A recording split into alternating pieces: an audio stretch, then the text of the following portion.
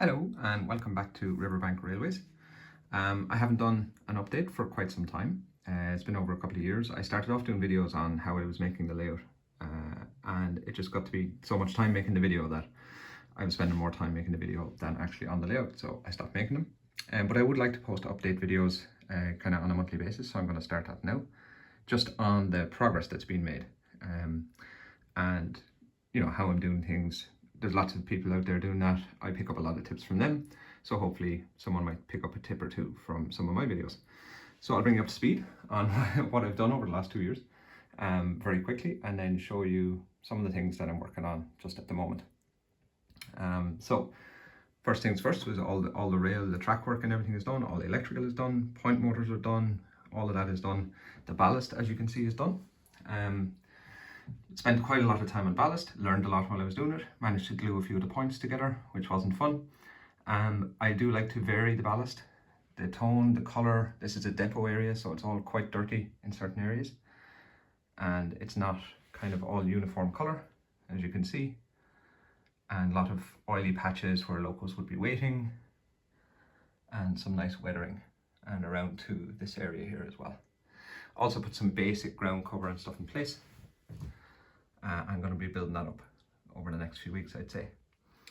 After the ballasting, they also did the concrete hard points for the depot area.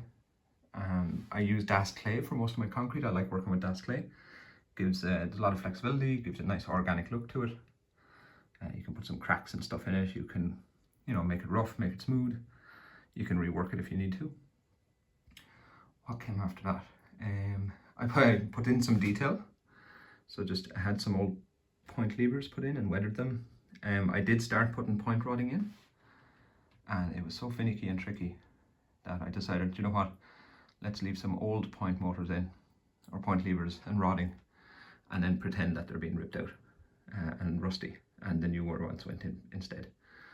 The depot area itself has the kind of manual point levers here. And then over, let's say, on the newer area, I put some more modern point motors in there. Put in some junction boxes and stuff, anything that had to be in kind of when the ballasting was being done. I did that kind of detail. I then worked on the fueling area, and there's lighting and stuff in there. It's nice and dim. Looks pretty good when it's dark. Customized, I think it's a Knights kit, and I customized it all. I got rid of the plastic hard stand and just put in my own. And lots of weathering, lots of oil, lots of shiny spots. The ballast, to give that kind of mucky look to the ballast, I did all the ballasting as normal, and then just used like baby powder and put the powder down and pushed it in so it's in amongst the ballast, and then glued it as normal and sprayed it, and it looks quite well. I then spent an inordinate amount of time doing buffer stops last summer. They're Pico buffer stops and just the Hornby ones, lots of weathering and stuff, and then I don't know why I did it, but I custom put in tiny little LEDs, and some of them were absolutely tiny, so that took a lot of time, but they're all working bar one. I've started doing this video today and realised I'm after breaking one at some point in the last few weeks. That one in there should be on, but sure, we'll get back to that. Let's see, then there was railing work. These are from Scale Model Scenery, just painted up and weathered all around the fueling area, a couple around this engine shed here. I then dabbled in some greenery and some scenic. I like to do small areas. This is a practice layout, so I like to do kind of small areas just to make sure it worked. When I started doing this, I thought I was after ruining the whole thing, but I kept going, and I think it turned out quite well. So proof of concept is done, and now I'll keep going on it. Also last summer was the back scene. That nearly broke my heart, but it worked out well in the end. The first back scene was the same as this one. It's on the other side of the boards. But I used the self-adhesive stuff, and then we had a week or two of really hot weather and everything bubbled and it was brutal. So I had to buy them all again, reverse all the wood. And this time what I did was I just put them on double-sided sticky tape, leaving gaps so that air could get out, and it's held up very well over the last year. So I think I'll keep using that method. So that's where we are at the moment. What I'm working on at the moment is this concrete area. So this section over here will be it'll be between scenery. I'm putting scenery together here using foam insulation. And in order to do that, there's going to be a little tunnel here, which I'll show you in a second. So I have to get the tunnel done first before I can do the rest of the scenery. This will lead into the main concrete area. I had planned on putting like some warehouses and stuff here, but the back scene kind of worked out so well that I'm not going to do that. I'm just going to do waste ground. Those little grooves there, I'm going to put a little wall in there. And just general waste, patchy concrete, patchy like car park to tie in with the kind of car park that's in the back scene there, and just practice that work. So the DAS clay is down, and you can see the organic kind of concrete breaking up going into ballast, and that's going to be covered in like weeds and scrub and stuff. And it's all coloured and spray painted and then sponged to give random patches of colour. And then there's another little area over here. And when I was doing that, I was in one modeller's corner up in the north, and I found the acrylic paint. Looks like that. It's for asphalt, and there's a mud one as well. And I started using them and they worked so well. I was like, oh, I might actually redo some of that concrete. So I'm working on making it look proper tarmac there. I'll post that update in the next month, but it's looking pretty good. I'm using ballast and the textured paint, and it kind of worked out too lumpy for tarmac. So what I'm doing at the moment is just putting some baby powder in there, just testing this out. It's gluing at the moment, and that should give a bit of a smoother finish, but still showing stone through. So we'll see how that works. And if that works out well and the colour's right, I'll start applying that to the rest of the concrete all the way along. It was a big decision because it kind of looks pretty good now, and I was like, do I mess it up? Do I keep going? So I think it's going to work out pretty well, so I'll probably do it. So that's that part. These little rails here are for posts. There's going to be a concrete post and rail just along here, all alongside between the track and kind of the car park. At the moment, I've painted those up, and concrete, if that kind of greyish, greenish kind of concrete usually has like speckles of black and white and stuff in it. So I've used a toothbrush and just sprayed some speckles of black and white. They look very garish at the moment, but when you weather them and tone them down, they'll look good. I'm also working on like utility markers and stuff as well at the same time.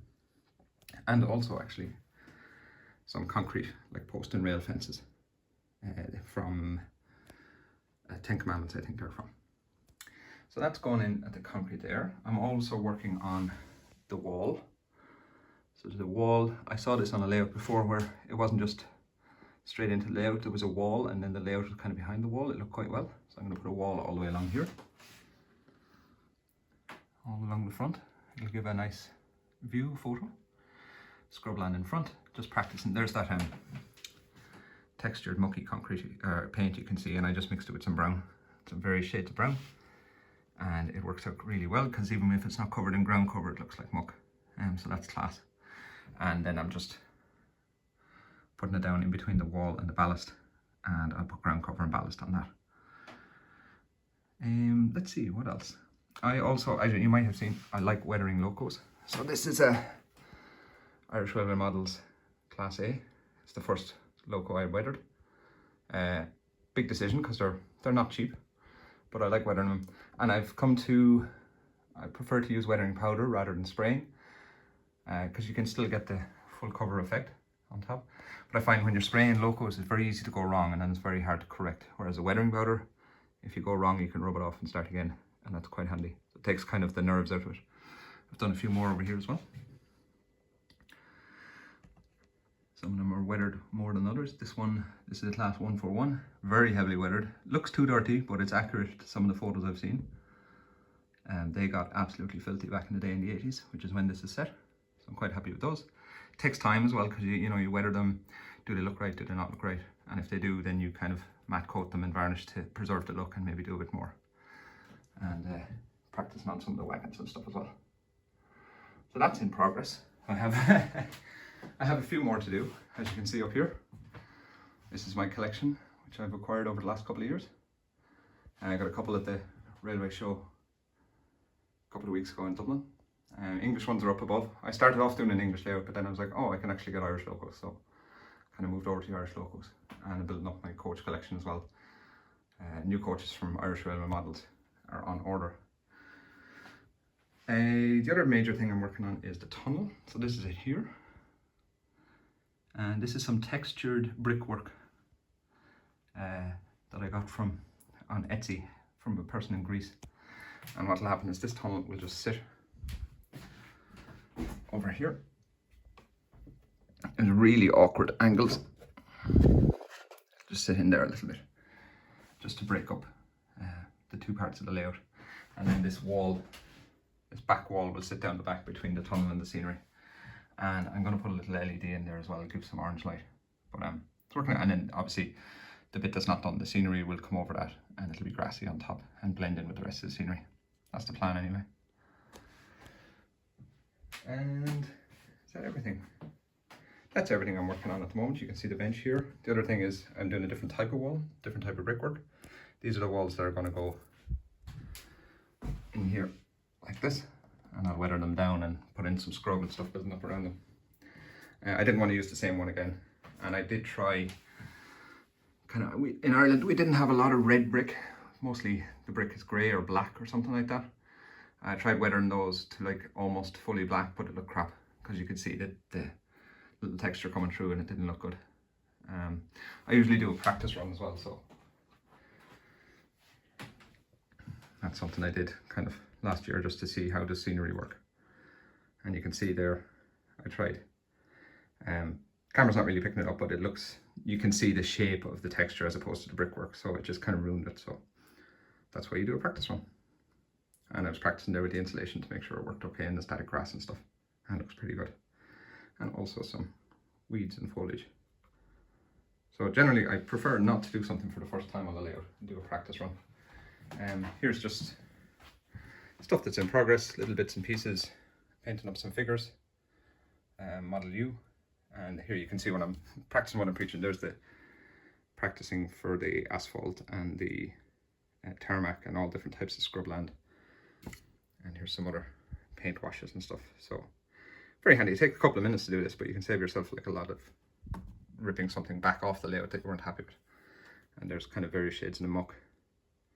I'm trying to focus in. There we go. You know, painting it on neat, painting it with a wash, painting it with different colours, putting in some ballast to make it grainier, seeing what works well. And once you find what you're looking for, you can then use it. And here's all the various different walls and stuff I was testing out. And then practice track, practice scenery. So try not to do something for the first time on a layout. That's my kind of general go-to. So that's it. This video has gone on, what, about 13 minutes now. So they probably won't always be as long as this because I won't be bringing you up to date. I do have one figure on the layout, first person I painted. And I showed this to someone and they were like, oh my God, it looks like you. And I inadvertently painted it to look like me. So that's quite weird, but we won't read that into it. So hope you enjoyed it. Any questions? If you want to know how I did something or anything, that's how I've learned everything, just watching other people and reading.